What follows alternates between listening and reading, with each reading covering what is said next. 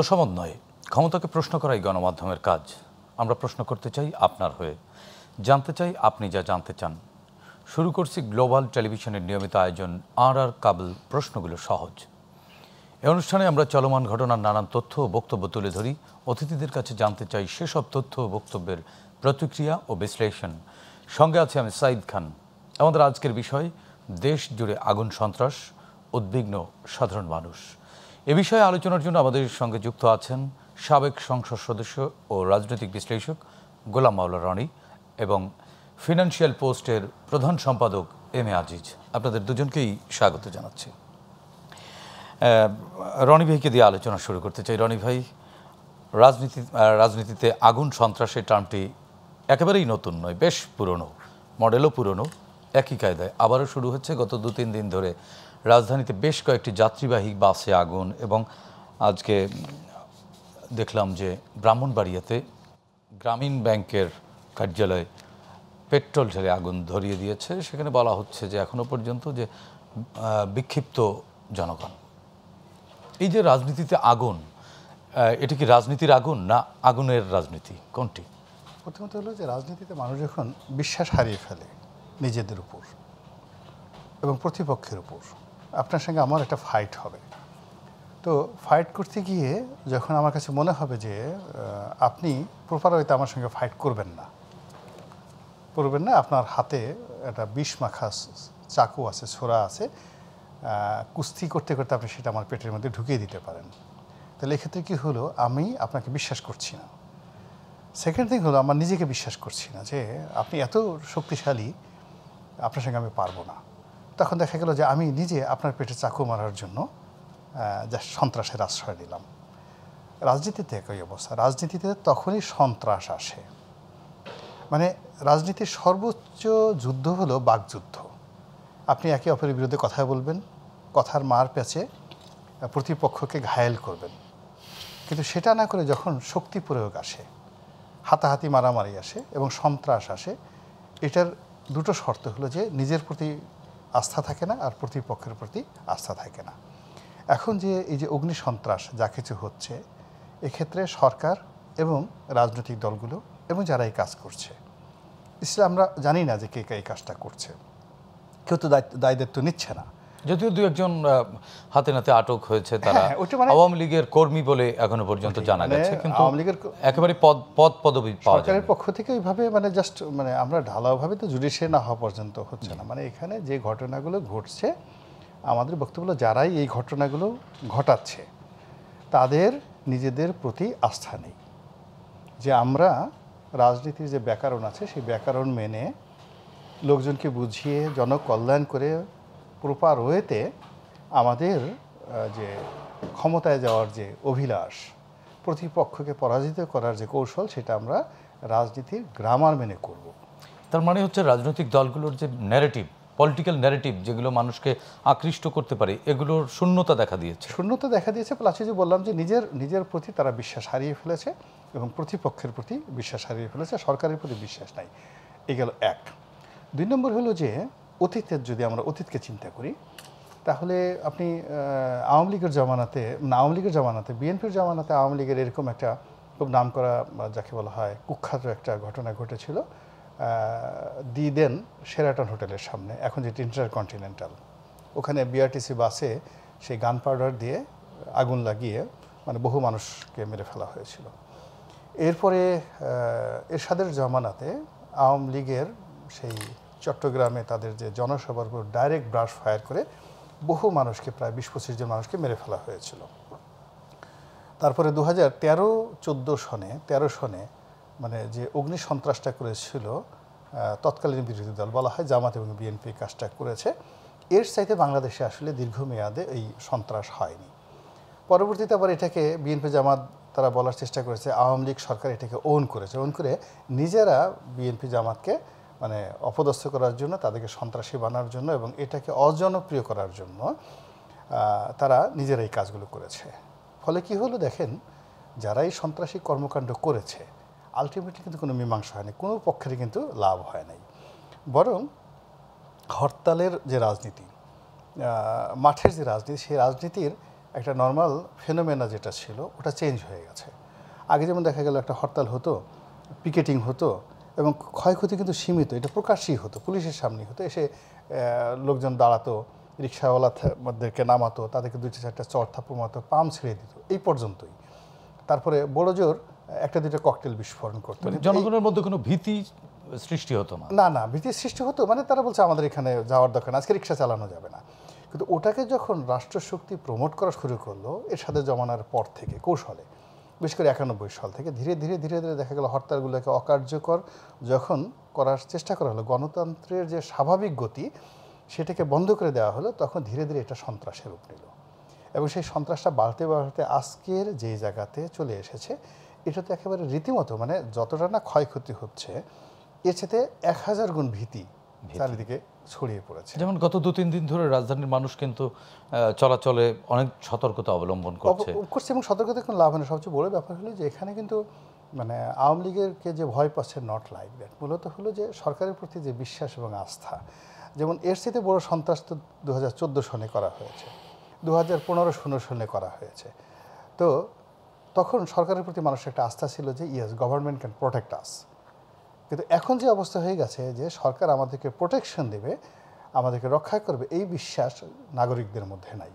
ফলে কি হচ্ছে, মানে যারাই করছে এইটা অপঘাত হতে পারে, আত্মঘাতী হতে পারে, প্রতিপক্ষকে ভাসানোর জন্য হতে পারে, আওয়ামী লীগের কর্ম হতে পারে, দেশি বিদেশি গোয়েন্দা সংস্থার হতে পারে, মানে আপনার যত রকম যে সোর্স থেকে হোক না কেন, আলটিমেটলি যা হচ্ছে তার সাথে 100 টাইমস মানে ভীতি সারা বাংলাদেশে ছড়িয়ে পড়েছে, যেটা পুরো রাষ্ট্র ব্যবস্থাকে একটা ঝাঁকুনি দিয়েছে।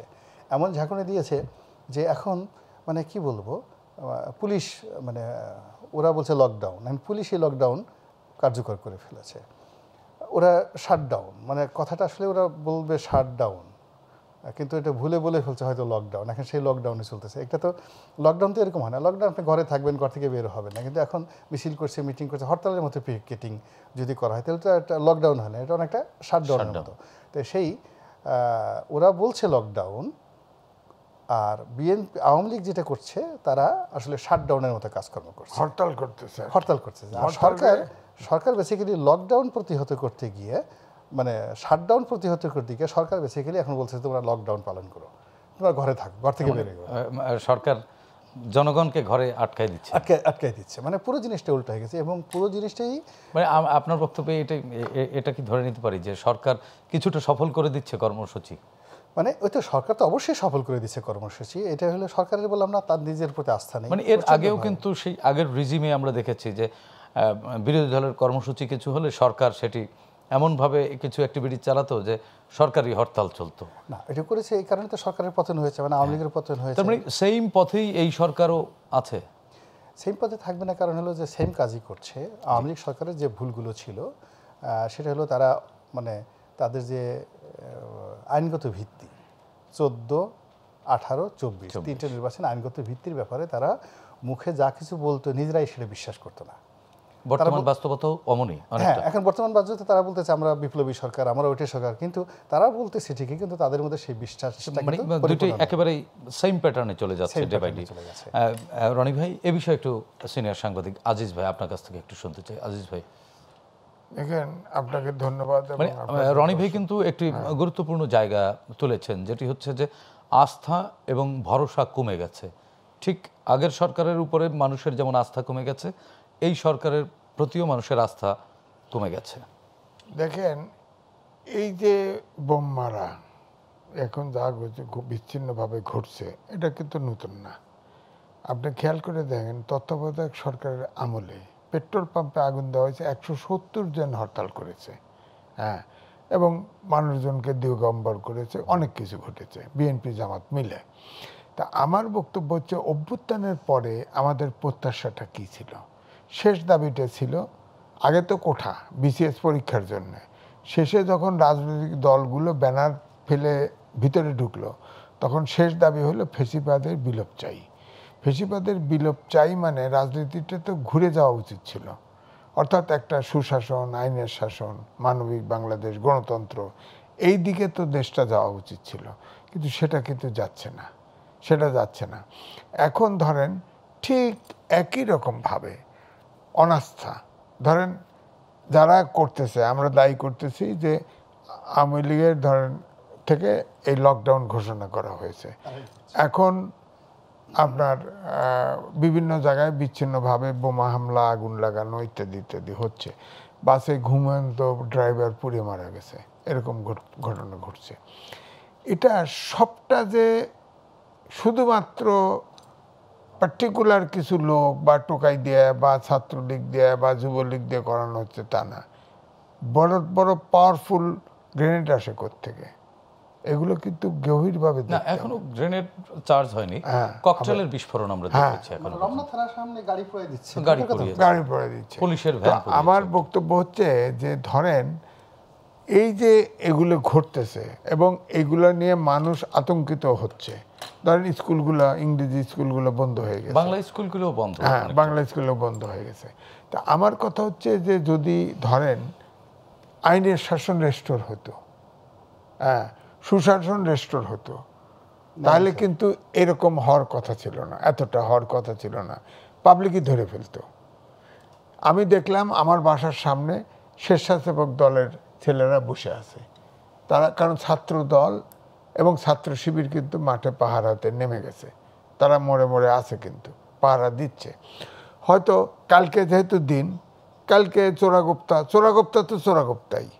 তো এখন মানুষ ধরেন আওয়ামী লীগ একটি বড় দল ছিল, সেই দল মনে করে যাকে ধরবে সে জেলখানায় যাবে আর বেরোবে না, আইনের শাসন নেই, যে ধরা পড়তেছে সে বেরোচ্ছে না। তাহলে তারা করতেছে কি, এই সরকারকে সন্ত্রাসের মাধ্যমে, সন্ত্রাসের পথ, অর্থাৎ রাজনীতিকে রাজনীতি দিয়ে মোকাবেলা করা হচ্ছে না। যেমন আমি বলি যে ধরেন এটা তো সাংবিধানিক সরকার, কারণ 106 অনুচ্ছেদে ওত নিয়েছে সংবিধান সমুন্নত রাখার জন্য এই প্রেসিডেন্ট দিয়ে। আপনার সংবিধানে তো লেখা ছিল পার্লামেন্ট না থাকলে 3 মাসের ভিতরে নির্বাচন, কোনো কারণে না হলে আর 3 মাস। তা আপনি যদি প্রথম 3 মাসে নির্বাচন দিতেন কেয়ারটেকারের মতো করে, তাহলে বলেন আওয়ামী লীগের উপরে যে মানুষের যে ভৎসনা, তিরস্কার এবং বিরক্ত ছিল, 5টা 10টা 15টা আসন পেত, আওয়ামী লীগ কিন্তু পলিটিক্যালি এলিমিনেট হয়ে যেত, কিন্তু সেটা করে নাই। এখন এরপরে দেখা গেছে সেই বাস্তবতা কি ছিল অভ্যুত্থান পরবর্তী বাংলাদেশে? না, সেটা আমার বাস্তবতা ছিল কি ছিল না। ওখানে যারা গেছে প্রথমে ডেকে নিচ্ছে সেনাপ্রধান, দৌড়াইছে, ওখান থেকে চলে আইছে বঙ্গভবন, দৌড়াইছে, ওখানে দেখি ওত নেয় না, 106 অনুচ্ছেদের জন্য পাঠাইছে, সেটা প্রেসিডেন্ট কইছে, কিন্তু সেটাও খোঁজ পাওয়া যায় না, প্রেসিডেন্ট পাইছে ওত নিছে। তো আমার কথা হচ্ছে তখন রাজনীতিবিদ ওখানে ছিল, ওখানে ছাত্ররাও ছিল। ইউনূস, ডক্টর মোহাম্মদ ইউনূসকে ডেকে আনছে কি ছাত্ররা, রাজনীতিবিদরা তো জানে না, সবাই ভাবছে উনি বিশ্ববিখ্যাত লোক, উনি আসলে দেশটা সঠিকভাবে চালাবে, কিন্তু উনি তো পারলেন না। উনি যে অন্তর্বর্তীকালীন সরকার তৈরি করলেন তাতে কাজ হলো না। এবং আপনি দেখেন উনি যে অবস্থা করে ফেলছে, জেনারেশন গ্যাপ করে দিচ্ছে, 5-6টা জেনারেশন ধ্বংস করে দিচ্ছে উনি। আপনি দেখেন আপনার ক্লাস 8 থেকে শুরু করে শিশুরা মারা গেছে, ক্লাস 8 থেকে শুরু করে মাস্টার্স পর্যন্ত ছাত্ররা আন্দোলনে ছিল, সবাইকে উদ্যোক্তা হতে বলে। উনি তো নিজেই অনেক ব্যবসা লয়ে গেছে, ব্যবসাকে উদ্যোক্তা হবে কেমনে? আর ছাত্ররা আন্দোলন করলো বিসিএস দেওয়ার জন্যে, এখন ছাত্ররা 1 লাফে এমপি হতে চায়, 1 লাফে মন্ত্রী হতে চায়, প্রধানমন্ত্রী হতে চায়। বলছে তো প্রধানমন্ত্রী, প্রেস সেক্রেটারি বসে কইছে না একদিন প্রধানমন্ত্রী। গণতন্ত্রতে সেই অধিকার আছে, আছে আছে, বাট কিন্তু মানে অডাসিটি অফ হোপ, কিন্তু অতিরিক্ত আশা করা। যিনি খাল খননের সময় আপনার রেড কার্পেট বিছায়া করে, তার জন্য রাজনীতি নয়, আরো ম্যাচুরিটির দরকার। যিনি 6 দিনে 11 বার হেলিকপ্টার দ্বারা, না সেটি হয়তো তার পলিটিক্যাল ফিলোসফিটা অমন হতে পারে না। আপনি 52 সাল থেকে আজ পর্যন্ত প্রত্যেকটা আন্দোলনে ছাত্ররা অগ্রভাগী ছিল। কোনো ছাত্ররা এত বিতর্কিত হয়েছে, কোনো ছাত্ররা সরকারে অংশগ্রহণ করেছে? আপনি নেপালে হলো, সব ছাত্র ক্লাসে চলে গেছে, শ্রীলঙ্কা হলো, সব ছাত্র ক্লাসে চলে গেছে। আমাদের দেশের ছাত্রদেরকে রাজনীতিতে সরকারের দায়িত্ব নিতে হবে।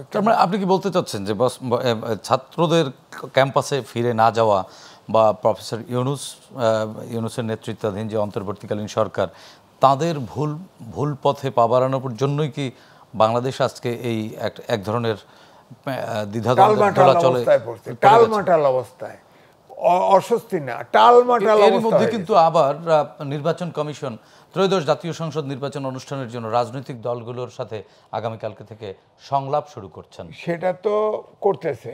ওদিকে আপনার প্রফেসর মোহাম্মদ ইউনূসের সরকারের পক্ষ থেকে আইন উপদেষ্টা বলেছে আমরা ৩-৪ দিনের ভিতরে সব দলের প্রত্যাশা মাথায় রেখে আমরা জুলাই সনদ দেব। জুলাই সনদের সমাধান হবে না, কারণ ইতিমধ্যেই তো আমরা দেখছি বেশ কয়েকটি ইসলামিক দল এগুলো মানে না, তারা বিভিন্ন দাবি নিয়ে না। ওইটাই বলছে যে জামাত সহজে দলগুলি আর বিএনপি সহজে দলগুলি উত্তরমুখী আর দক্ষিণপন্থী দুইজনের ভিতরে কেমনে আপোষ হবে। রনির কাছ থেকে একটু শুনতে চাই এ বিষয়ে। আসবে আপনার কাছে আবারও আসবে। রনি ভাই, রাজনৈতিক দলগুলোর মধ্যে যারা একেবারে নেক টু নেক একটা সম্পর্ক ছিল, হ্যাঁ, নিবিড়ভাবে তারা কাঁধে কাঁধ মিলিয়ে আন্দোলন করেছে, তাদের মধ্যে এখন যে সম্পর্ক দৃশ্যমান, আমরা যেটা সাধারণ জনগণ দেখছি, এই বাস্তবতায় আসলে নির্বাচন কমিশনের এই সংলাপ, প্রফেসর ইউনূসের আগামীকালকে জাতির উদ্দেশ্যে ভাষণ এবং জুলাই সনদ সব কিছু মিলে আসলে কি সমাধানের পথে এগোচ্ছে না আরও অন্ধকারের দিকে যাচ্ছে? আর অন্ধকারের দিকে যাচ্ছে, সমাধানের পথে এগোচ্ছে না। মূল কারণটা হলো কি, গত 15 বছর ধরে যে রাজনীতির কালচার চলে আসছে, সেই কালচারে আওয়ামী লীগের দমন পীড়ন এতটা বেশি ছিল যে প্রতিটি রাজনৈতিক দল তাদের সাহস শক্তি হারিয়ে ফেলেছে। কৌশল বলতে সরকারের সাথে তারা কৌশল করে জয়লাভ করবে, সরকারকে পরাজিত করবে, না রাজনৈতিক আন্দোলন, না ইলেকশন, কিংবা এই যে জ্বালাও পোড়াও করে শক্তি প্রদর্শন, কোনো ক্ষেত্রেই তারা সরকারের সাথে পারেনি, মানে আওয়ামী লীগের সাথে পারেনি। শেষমেশ কবে শেখ হাসিনার সেই ক্যান্সার হবে, কবে সে মারা যাবে, এই সমস্ত নিয়ে তারা চিন্তা ভাবনা করতো এবং প্রচারণা করতো যে তার ক্যান্সার হয়ে গেছে, 3rd স্টেজে আছে। মানুষজনকে আমরা মানে শেখ হাসিনাকে গালাগালি করতো, তাও দেশের বাইরে থেকে। এবং আমাদের এই যে অনেকগুলো ইউটিউবার দেশের বাইরে আছে, তারা বাংলাদেশে বসে, আমরা বলতে পারতাম না, বিদেশে বসে তারা মুখে যা ইচ্ছা তাই বলতো এবং তারা এক একজনের সব পীর মাশায়েখ হয়ে গেল। মানে এই যে কী অবস্থা, মানুষের এমন হয়ে গেল যে তারা বাস্তবতার সাথে ইলিউশনে চলে গেল। সিমিলারলি দেখেন, এই যে যারা আন্দোলন করলো তাদের যদি আপনি জুলাই বলি, জুন পর্যন্ত আপনি যদি তাদের কর্মকাণ্ড দেখেন, একেবারে 30শে জুন পর্যন্ত যদি দেখেন, ইভেন মিডল অফ জুলাই 2024, তো তারা এই জয় বাংলা বলছে। ছাত্রলীগের লোকজনের এই যে যারা নেতৃত্ব, তারা বেশিরভাগই ছাত্রলীগের নাম নিয়েছে এবং তারা অনেকে এই বঙ্গবন্ধু কন্যা, জননেত্রী শেখ হাসিনা, জয় বাংলা, জয় বঙ্গবন্ধু, স্বাধীনতার পক্ষের শক্তি, এগুলো কথা বলে সরকারের সাথে কনফ্লিক্টে না গিয়ে তারা এই কোটাটাকে কৌশলে নিয়ে আনার চেষ্টা করেছে। এবং যেহেতু এটার পেছনে একটা ম্যাটিকুলাস ডিজাইন ছিল, তো যখন পুরো পরিস্থিতি করতে একেবারে কোর্টের বাইরে নিয়ে আসছে সরকারকে, তখনই তারা আসল রূপে আবির্ভূত হয়েছে। কিন্তু আসল রূপে আবির্ভূত হওয়ার পরেও শেখ হাসিনার পতন হবে এবং তারা ক্ষমতা লাভ করবে, এটা এখানে যারা আন্দোলনরত নেতৃবৃন্দ যারা ছিলেন, তারা যারা আন্দোলনে 15 বছর যাবৎ শুধু ফেল করছে, জেলে গেছে আর পালায় থাকছে, এই 3টা ব্যাপারে তাদের ভীষণ রকম দক্ষতা বেড়ে গেছে। কি করে মানে পুলিশ আসবে তার আগে পালায় যেতে হবে, আর কি করে মানে জেলখানায় ঢুকেলে যত তাড়াতাড়ি সম্ভব ওখান থেকে বের হওয়া যাবে। আর যারা একটু দুর্বল চিত্তের মানুষ, তারা পুলিশের সাথে, বড় বড় রাজনৈতিক নেতাদের সাথে একটু ভাই ব্রাদার সম্পর্কটা রেখে নিজেদের পিঠ বাঁচিয়ে রাজনীতির মাঠ ঠিক রাখতে হবে, এই পর্যন্তই ছিল। এর বাইরে আসলে কোনো রিয়েলিটি ছিল না। রনি ভাই, আপনার কাছ থেকে শুনবো, আমরা একটি ছোট্ট বিরতিতে যাচ্ছি। দর্শক, নিচ্ছি ছোট্ট একটি বিরতি। আর কাবুল প্রশ্নগুলো সহজ আমাদের সঙ্গেই থাকুন।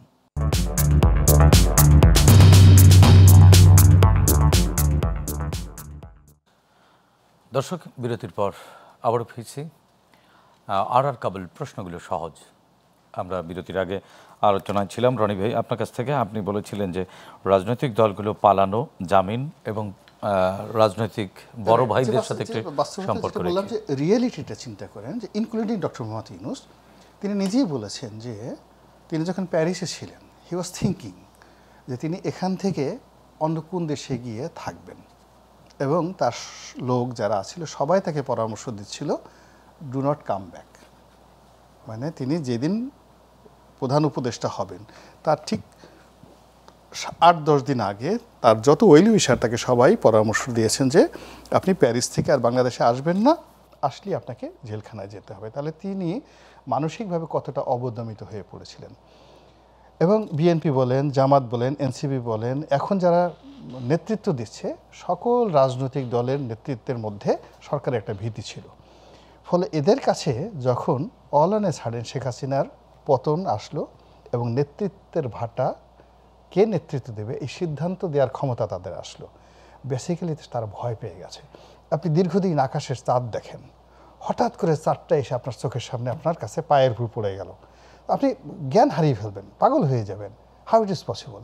আপনি দেখা গেল যে সবচেয়ে পৃথিবীর কাঙ্ক্ষিত একটা জিনিস, it may be gold, it may be jewellery, it may be, আপনি পুরুষ হলে রমণী হতে পারে, জান্নাতের হুর হতে পারে, আপনি যদি রমণী হন পৃথিবীর সবচেয়ে সুন্দরতম পুরুষ আপনার কামনা হতে পারে, হঠাৎ করে দেখলে আপনার চোখের সামনে চলে আসছে, আপনি জ্ঞান হারিয়ে ফেলবেন। তো এখানে শেখ হাসিনার পতনের পরে মূলত প্রথম 48 ঘন্টা বা 60 ঘন্টা যাদের কাছে সিদ্ধান্ত নেওয়ার ক্ষমতা ছিল বা যারা সিদ্ধান্ত নেওয়ার মতো দায়িত্ব পালন করার জন্য দৌড়াদৌড়ি করেছে, basically they don't have an experience, they don't have, হ্যাঁ জ্ঞান, তাদের কোনো এক্সপেরিয়েন্স ছিল না, তাদের কোনো প্রস্তুতি ছিল না, তা অভিজ্ঞতা নাই, প্রস্তুতি নাই, এবং তাদের হাতে কোনো কানেক্টিভিটি ছিল না। ধরেন আপনি 10টা লোক, আপনি নাহিদের কথা চিন্তা করেন, সার্জিসের কথা, মানে এই যে 10টা ছিল, এখন রাজনৈতিক অঙ্গনে 5টা সেক্রেটারির সঙ্গে, 10 জন জেনারেলের সঙ্গে, 10 জন মন্ত্রী এমপির সঙ্গে তাদের এই আগস্ট মাসে ব্যক্তিগত সম্পর্ক ছিল, যারা এই রাষ্ট্র চালাতে পারে এরকম কেউ ছিল। তাদের কাছে সবচেয়ে স্বপ্নের পুরুষ মনে হয়েছে 2 জন লোককে, আসিফ নজরুল সাহেবকে আর মনে হয়েছে ডক্টর মোহাম্মদ ইউনূসকে। এবং they have many many qualities except the political, যাকে বলে experience. It's a political portfolio and যাকে বলা হয় পলিটিক্যাল অফিস।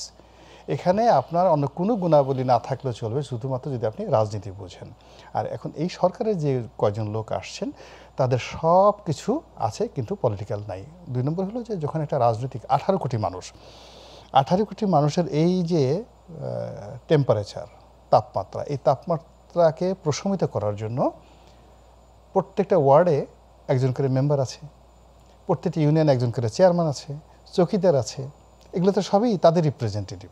পৌরসভার মেয়র আছে, 300 জন মেম্বার অফ পার্লামেন্ট আছে, 60 থেকে 65 জন মন্ত্রী ছিল, এবং এই যে একটা স্ট্রাকচার ছিল যা রাষ্ট্র পরিচালনার সঙ্গে রাষ্ট্রের যে 20 লক্ষ কর্মকর্তা কর্মচারী আছে তাদেরকে নিয়ন্ত্রণ, তাদের সাথে নেগোসিয়েশন এবং তাদের মাধ্যমে রাষ্ট্রের সেবা জনগণের কাছে পৌঁছে দেয় এবং জনগণের কাছ থেকে ট্যাক্স কালেকশন, এই টোটাল কর্মের সাথে পলিটিক্যাল পোর্টফোলিও যুক্ত লোকের সংখ্যা ছিল অ্যাটলিস্ট 20,000।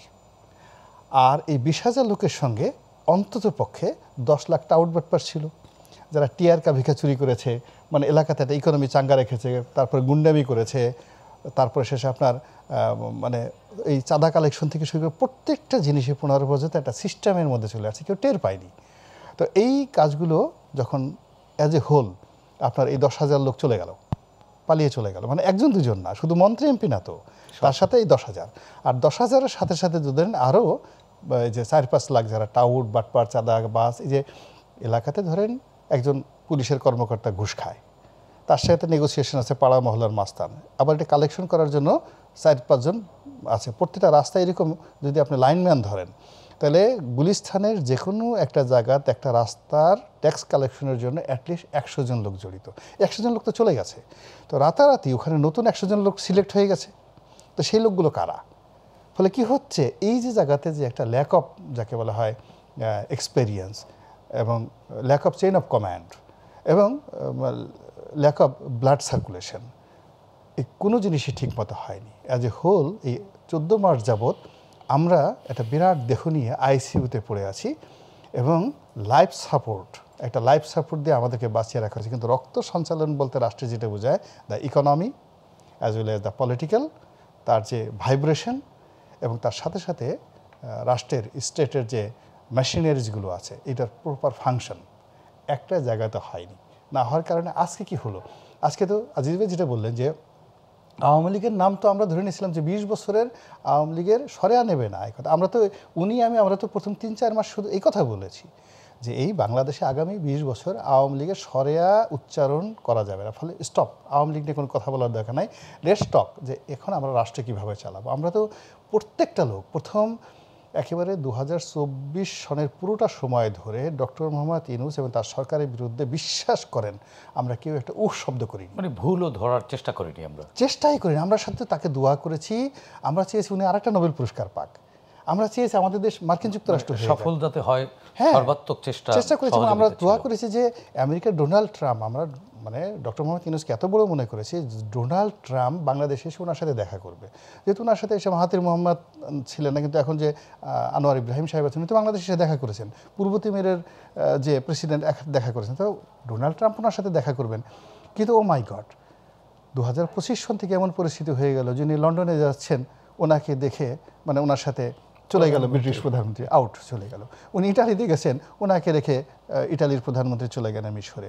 উনি ফ্রান্সে যাবেন, যে মানে ফ্রান্সের প্রেসিডেন্টের সাথে তার এমন ভালো সম্পর্ক, তিনি বলে দিলেন আমি তার সাথে সাইড লাইনে বৈঠক করবো না। ফলে আমরা কি হলাম, আস্তে আস্তে আমরা আহত হলাম যে এটা তো হওয়ার কথা না, কেন এরকম হচ্ছে। যে ছেলেগুলোকে নিয়ে আমাদের স্বপ্ন ছিল যে এরা একটা আবাবিল পাখি, আকাশ থেকে মানে আমাদেরকে রক্ষা করার জন্য আল্লাহ দেখে নাজিল করে দিয়েছে, আমরা তো ফেল করেছি। আমাদের এই বয়সে আমরা যারা আছে আমরা ফেল করেছি, রাজনৈতিক শক্তিগুলো ফেল করেছি। ফলে এই ছেলেগুলো আল্লাহর পক্ষ থেকে নাজিল হয়েছে আবাবিল পাখি। কিন্তু এ কী অবস্থা, এই আবাবিল পাখি থেকে এমন দরবেশ বের হলো, তো আগের যে দরবেশ ছিল তার চেয়ে 100 গুণ শয়তান। আগের দরবেশের দেখলে তবু এটা মনে হতো there is a quality, there is a weight, কিন্তু এ কী হলো, একটা কলা পাতার মতো তার একটা ওজন, কিন্তু বদমাশি ফাজলামও সেই আগের দরবেশের যে 100 গুণ খারাপ জিনিস। আমরা আগে যে শেয়ার মার্কেটের কথা বলছিলাম, এখন গিয়ে দেখেন শেয়ার মার্কেটই নেই, মানে আগে তো চুরি হতো, মার্কেট থাকতো, এখন আর চুরি করার কোনো সুযোগ নাই। আইসে পরপর কয়েকটা ধস এমন অবস্থা হয়ে গেছে, there is no share market. তো এই যে অবস্থাগুলো হয় কি আমাদেরকে এতটা বেশি আশাহত করেছে, ফ্রাস্ট্রেশনের মধ্যে নিয়ে গেছে, ফলে জনগণ ভয় পাচ্ছে। আবার কেন সেই লাউ সেই কদু আসবে, আগে ভালো ছিলাম, এই কথাগুলো আসার কথা না তো। পুরো নেশন আপনার 4টা মাস, জুলাই তো আগস্ট, তো August September October November December 5টা মাস সম্মিলিতভাবে 18 কোটি মানুষের মধ্যে হাতে গোনা অল্প কিছু লোক ছাড়া সব মানুষ আনকন্ডিশনালি সাপোর্ট দিয়েছে। এইরকম পৃথিবীতে কোথাও ঘটেনি। কেন তারা এই অবস্থা? আপনার কাছ থেকে শুনবো আজিজ ভাই, আগামীকালকে 13 নভেম্বর কি হবে? কিছুই তো শুরু হয়ে গেছে, কিছুই হবে না, বিক্ষিপ্ত এটা ঘটবে, এটা ঘটাই সম্ভব। আপনি যদি একটা বোম মারতে চান মারবেন না, কোনাকাঞ্চিতে মারতে পারবেন না, এভাবেই হবে। কারণ হচ্ছে আওয়ামী লীগে আমরা তো চেয়েছিলাম রাজনৈতিক এই সংস্কৃতি থেকে বেরিয়ে সুষ্ঠু ধারার রাজনীতি করতে, যেমন সেটা তো প্রত্যাশা ছিল। যেমন এই যে আজকে রনি ভাই এবং আপনারা দুজনই বললেন যে ছাত্রদল ছাত্র শিবিরের ছেলেপুলে পাহারা দিতে হচ্ছে, হ্যাঁ, পুলিশ আবার মোড়ে মোড়ে চেকপোস্ট বসিয়েছে, আজকে দেখলাম বিভিন্ন ফ্ল্যাটে তল্লাশি চলছে। এটি তো আসলে সুখকর না। বছর প্রায় 1.5টা পার দিচ্ছে, এখন তো রাজনীতিবিদদের পাহারা দেওয়ার সরকার পাহারা দিবে, সেই জায়গায় তো সরকার যায় নাই। কারণ এই সরকার বোঝে নাই কোথার থেকে শুরু করব এবং শেষ করব। প্রথম যে ভুল করছে এই ভুলের খেসারত দিচ্ছে। এখন আপনার এই সরকারের লেজিটিমেসি ক্রাইসিস, তারা কোনো জিনিস ঠিক করতে পারে নাই। এখন কালকে রায়ের ডেট ঘোষণা করবে, এরপরে লকডাউন দিয়ে দিছে, এখন বোম ফুটাতেছে। কারণ যদি রাজনৈতিক দলগুলি অভ্যুত্থানের শক্তিগুলি মাঠে না থাকে তো বোম তো ফুটতে থাকবে। কিন্তু সেই রাজনৈতিক দলগুলোর মধ্যে তো ঐক্যটি নেই। না, সে ঐক্য নাই ভিন্ন ইস্যুতে। ঐক্য নাই হলো সরকারে কে কত অংশীদারিত্ব দখল করবে, সেইটার নিয়ে দ্বন্দ্ব। কিন্তু রাজনীতিতে তো একটি চিরাচরিত কথা আছে, রনি ভাই আমার চেয়েও ভালো জানেন, এনিমি ইজ মাই ফ্রেন্ড।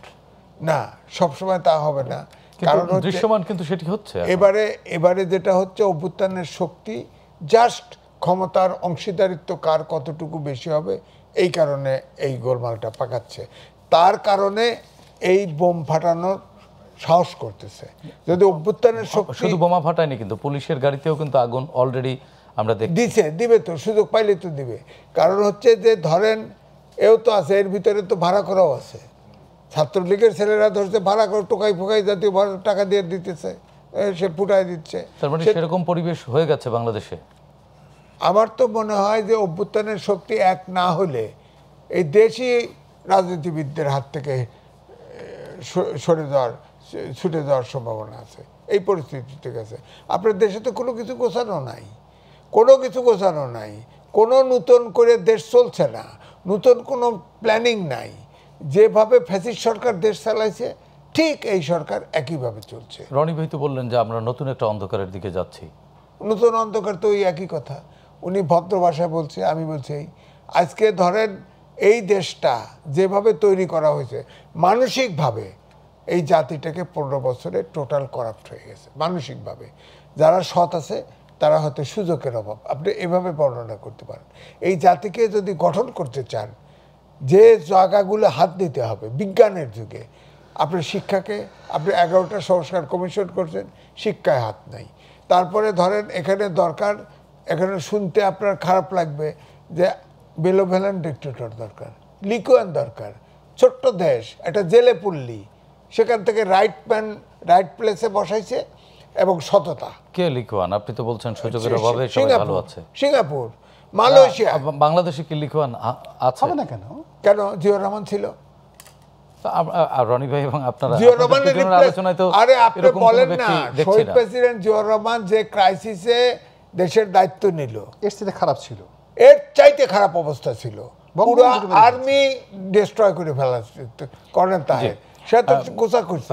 এখন আপনার কাছে শুনবো এই বিষয় নিয়ে আলোচনা শুনবো। আমরা ছোট্ট আরেকটি বিরতিতে যাচ্ছি। দর্শক, আর কাবুল প্রশ্নগুলো সহজ নিচ্ছি আরও একটি ছোট্ট বিরতি, আমাদের সঙ্গেই থাকুন।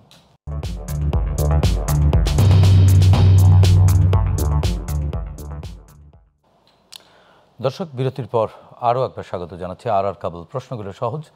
আজ ভাই আপনার কাছে আলোচনায় ছিলাম, বাংলাদেশ এর চেয়েও ভালনারেবল সিচুয়েশনে ছিল, সেই জায়গাও কাটিয়ে উঠেছে।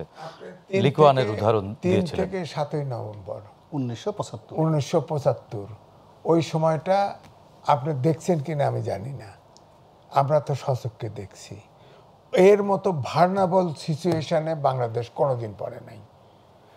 আমি তখন অবজারভারে রাতে একটা প্লেট ভেঙে দেই, আগে তো প্লেট সিস্টেম, প্লেট ভাঙলো আবার মধ্যরাতে চেঞ্জ, আবার সকালবেলা চেঞ্জ, আমাকে ডেকে ডেকে বাসার থেকে গাড়ি দিয়ে নিয়ে নেওয়া যেত হতো। একদিনে 3 বার চেঞ্জ হয়েছে সরকার পজিশন এরকম। এবং দেশটা অল্প কয়েকজন বলা হয় বিভ্রান্ত সেনাবাহিনী, তা না, তারা পরিকল্পিতভাবেই গেছে। যাই হোক, তখন জিয়াউর রহমান কিন্তু বন্দি, 3রা নভেম্বর তাকে বন্দি করা হলো। 7ই নভেম্বর সিপাহী জনতার বিপ্লব বলা হয়, সেটাতে তাকে বের করে আনা হলো। কর্নেল তাহের সে লিফলেট বিতরণ করছে, সিপাহীদের বিপ্লব করবে, জিয়াউর রহমানকে ডাকছে, সে বেরোয় নাই, বেরোলে তো তাকে মেরে ফেলতো। তো জিয়াউর রহমান এই সিচুয়েশনে কোনো ভুল করে নাই, সে লাঠিমের মতো ঘুরতে ঘুরতে। বর্তমান নেতৃত্ব ভুল করছে? অবশ্যই ভুল করছে। পয়লা দিনই ভুল করছে, আমি বলবো।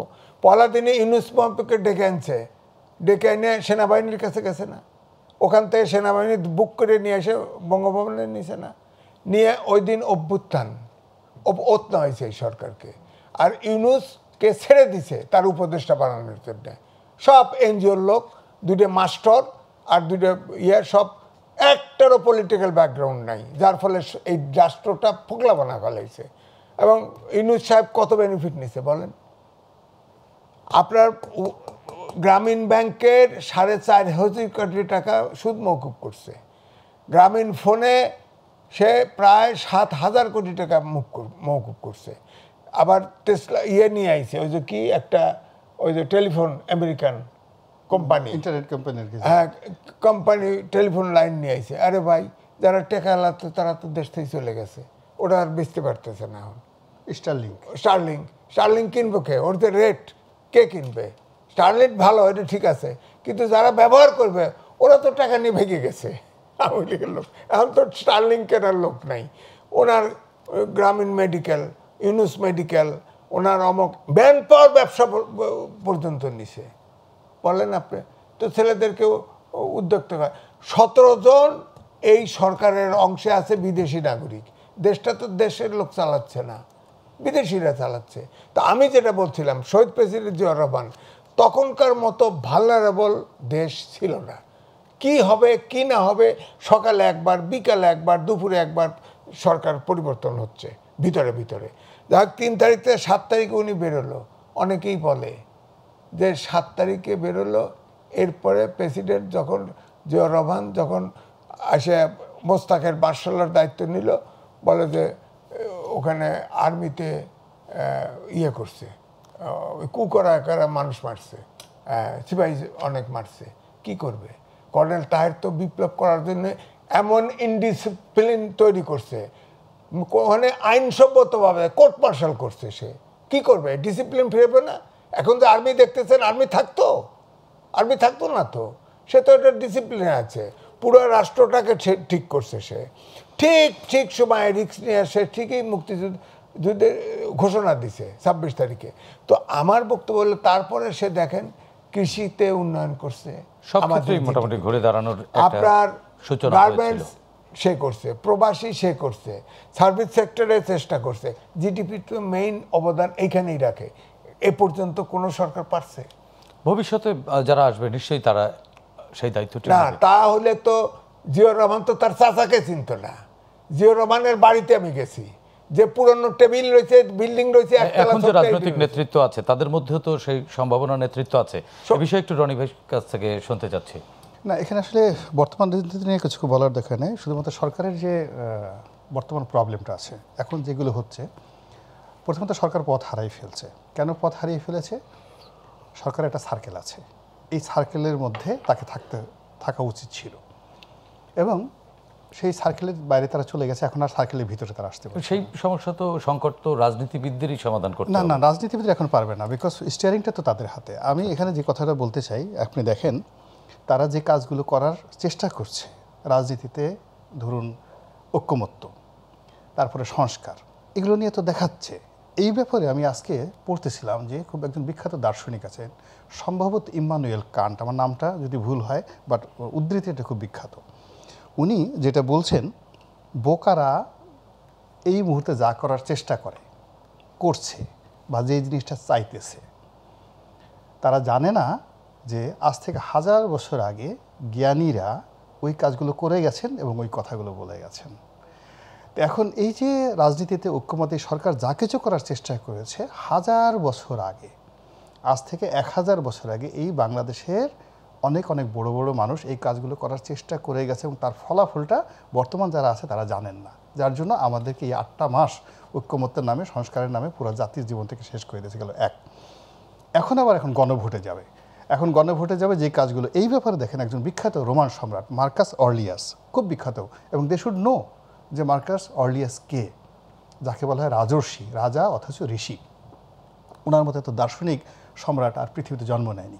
তো উনি যে জিনিসটা বলেছেন যে বিষয়ে তোমার অভিজ্ঞতা নেই, যে বিষয়ে তোমার অভিজ্ঞতা নেই, অর্থাৎ যে সাবজেক্টে তোমার অভিজ্ঞতা নেই, সেই সাবজেক্টে সমর্থন দেওয়ার জন্য যদি তুমি ওরকম তোমারই মতো লক্ষ লক্ষ মানুষ আনো, ওইটার কোনো 2 পয়সার মূল্য নেই। এখন গণভোটে গিয়ে জুলাই সনদ সম্পর্কে আপনি গণভোট করবেন, তো যারা এই দেশের জনগণ ভোট দেবে তারা কেউ এই জুলাই সনদ সম্পর্কে অ্যাওয়ার না, জানে না, মাথা ব্যথা নেই। এখন আপনি তাদের কাছে একটা জুলাই সনদ দিয়ে একটা গণভোট করবেন, আর এই টোটাল বিষয়টা নিয়ে পুরো রাজনৈতিক অঙ্গনে যে অনিশ্চয়তা শুরু হয়েছে, মারামারি, কাটাকাটি, হানাহানি, ভেদাভেদ করে, এখন কি হলো, সরকারের পক্ষে যেটা সম্ভব ছিল সেই সম্ভবটাকে অসম্ভব করে ফেলেছে। অসম্ভব হওয়ার পরে এখন সরকার যেটা বলার চেষ্টা করছে যে রাজনীতিবিদরা আপনারা এই সমাধান করেন। রাজনীতিবিদরা তো এই সমস্যা তৈরি করেছে সরকার। এখন তারা এই যে এমন একটা প্রবলেমগুলো তৈরি করে ফেলেছে, তাদের স্টাডি না থাকার কারণে, জানার অভাব থাকার কারণে, অথবা শয়তানি করে, কেবলই মাত্র শয়তানি করে। এই যে আজকের যে বলে একটা অবস্থা হয়েছে, একটা জ্বলন্ত অবস্থা, চারিদিকে যে অবস্থা তৈরি হয়েছে, এটা তো হওয়ার কথা না। আওয়ামী লীগ আসবে কোত্থেকে?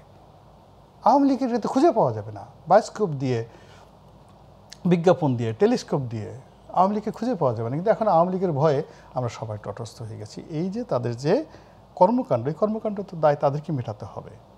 যেভাবে আওয়ামী লীগকে তাদের দায় মেটাতে হয়েছে, যেভাবে মঈনুদ্দিন ফখরুদ্দিনকে তাদের দায় মেটাতে হয়েছে, যেভাবে খন্দকার মোশতাককে তার দায় মেটাতে হয়েছে, যেভাবে জেনারেল এরশাদকে তার দায় মেটাতে হয়েছে। এই বাংলাদেশে দেখেন এই অল্প সময়ের মধ্যে আপনি দেখেন রাজনীতি এমন একটা ব্যাপার, এই পলিটিক্যাল অফিসে বসে আপনি একটা ইররেগুলার করেছেন, you might be a chairman, you might be a পৌরসভার mayor, a member of parliament or even a minister, অন্যায় করেছে আর জেলে যায়নি আর দুর্ভোগ পোহায়নি, এরকম একটা সিঙ্গেল উদাহরণ আপনি টেকনাফ থেকে তেঁতুলিয়া পর্যন্ত গত 1954 থেকে এখন পর্যন্ত যেটা লিখিত ইতিহাস একটা সিঙ্গেল লোক দেখাতে পারবেন না। এইটা খুব খারাপ একটা জায়গা। ফলে এখানে যারা যারা আছেন এই গত 14 মাসে যা কিছু করেছেন প্রত্যেকটার দুনিয়াতে এবং আখেরাতে হিসাব দিতে হবে, এবং হিসাব দেওয়ার পর দুর্ভোগ পোহাতে হবে, দুর্দশা পোহাতে হবে, এবং তাদের পরবর্তী প্রজন্ম। আপনি এখন কি দেখেন এই বাংলাদেশে কেউ বলতে পারবে না আমি রনি ভাই শুনবো আরও একটি ছোট্ট বিরতি নিচ্ছি আমরা। দর্শক নিচ্ছি ছোট্ট আরেকটি বিরতি। আর কাবুল প্রশ্নগুলো সহজ, আমাদের সঙ্গেই থাকুন।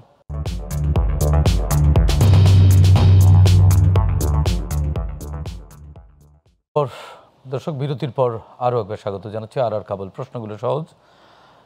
রনি ভাই আপনার কাছে আলোচনায় ছিলাম, যেটা বলছিলাম যে রাজনীতির যে পোস্ট অ্যান্ড পোর্টফোলিও, এখানে যদি আপনি সফল হন কিয়ামত পর্যন্ত জনগণ আপনাকে মনে রাখবে, আপনার বংশধরকে সেইভাবে।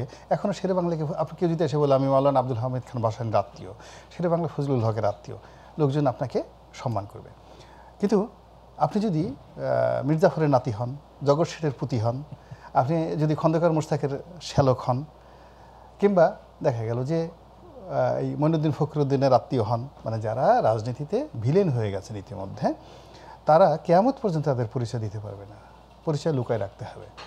তো রাজনীতিতে আসলে আপনাকে সফল হতে হবে। এই গত 14 মাসে এই যা কিছু এখন হচ্ছে, যদি তারা সফল হতেন, বিশ্বাস করেন তাদের কোনো বিষয় নেই। এই যে তাদের লিগ্যালিটি সফল হতেন বললেন কেন? তারা যদি সফল হয়নি, তো তারা সফল একেবারে ব্যর্থ হয়েছে সব ক্ষেত্রে। যদি তারা সফল হতেন তাহলে এখন তাদেরকে নিয়ে আমরা যে কথাগুলো বলছি, এবং উনি যেটা বলছেন মানে গ্রামীণ ফোনের এই এত টাকা মাফ করে নিয়ে গেছে, এত টাকা ই করছে, এই কথাগুলো আমরা বলতাম না। মামলা প্রত্যাহার করছে, এই কথাগুলো কিন্তু আমরা বলতাম না। উনি যদি জিডিপিকে নিয়ে আসতেন, কর্মসংস্থান তৈরি করতেন, তাহলে আমরা বলতাম যে দূর কি ৬,০০০। তাহলে সমাধানের পথটা কি আসলে? এখান থেকে উত্তরণের উপায় কি? না, এখান থেকে এখন উত্তরণের যে উপায় হলো, ফার্স্ট থিং হলো যে আপনাকে সমস্যাটা আগে, রোগটা তো নির্ণয় করতে হবে।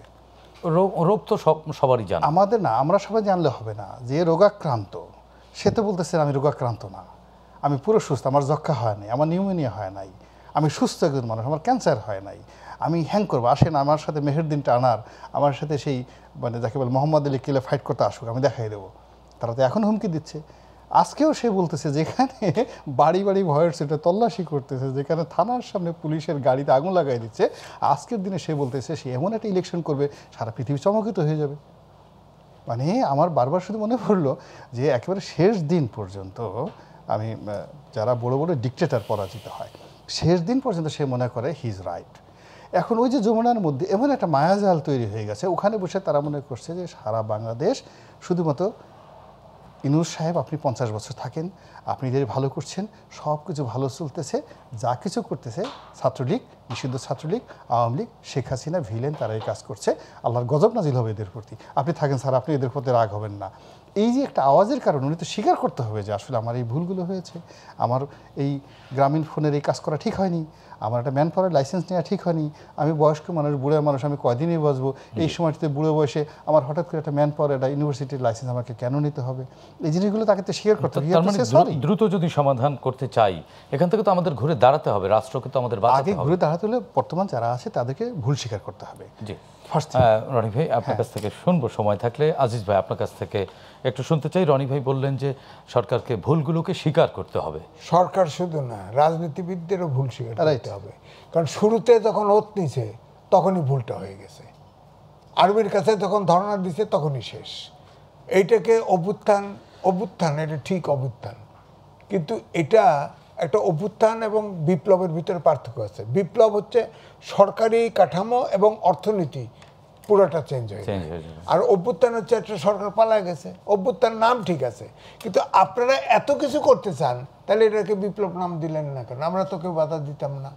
তাহলে আপনি সংবিধান ফেলায় দিয়ে যা ইচ্ছে তাই করতেন, একটা মানুষের 2 বার মুসলমানি দিয়ে দিতেন, কিচ্ছু কইতাম না। এখন উপায় কি আজিজ ভাই? উপায় হচ্ছে অভ্যুত্থানের শক্তিরা যখনই বলে জুলাই সনদের আইনি ভিত্তি তখনই গোলমাল, যখনই বলে গণভোট তখনই গোলমাল। এগুলোর কি দরকার নেই আসলে? না, এগুলো দরকার তো দরকার ছিল সকালবেলা, এখন সন্ধ্যা হয়ে তো গেছে। দরকার নেই। জুলাই সনদ আপনি করেন, জুলাই সনদ তো সবাই স্বাক্ষর করছে, সমস্যা নাই। যেখানে যেখানে সংবিধানের সাথে সাংঘর্ষিক সেখানে বিএনপি নোট অফ ডিসেন্ট দিয়েছে, আপনি ফেলাই দিলেন কা? এখন তো বিএনপি বলে আমরা যা স্বাক্ষর করছি ওর বাইরে যাইতাম না। হ্যাঁ, এখন জামাত এনসিপি বলে যে না আমার আইনি ভিত্তি দিতে হবে। এবার যমুনার সামনে বসে পড়বে। আবার যমুনার সামনে বসবো, যমুনার সামনে যদি বসে আমরা এই সরকারকে দেখতে চাই।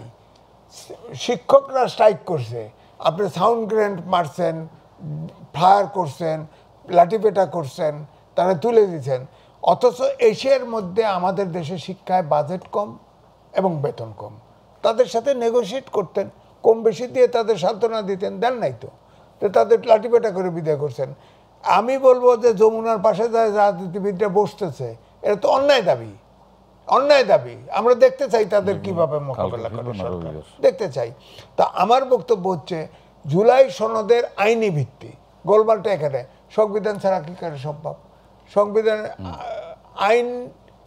আইনি ভিত্তি তো একমাত্র সংসদ দিতে পারে। গণভোট, সংবিধানে গণভোট নাই, আপনি গণভোট করলেও তো সংবিধানে ঢুকাইতে হবে। অর্থাৎ আলটিমেটলি আপনাকে সংসদে যেতে হবে।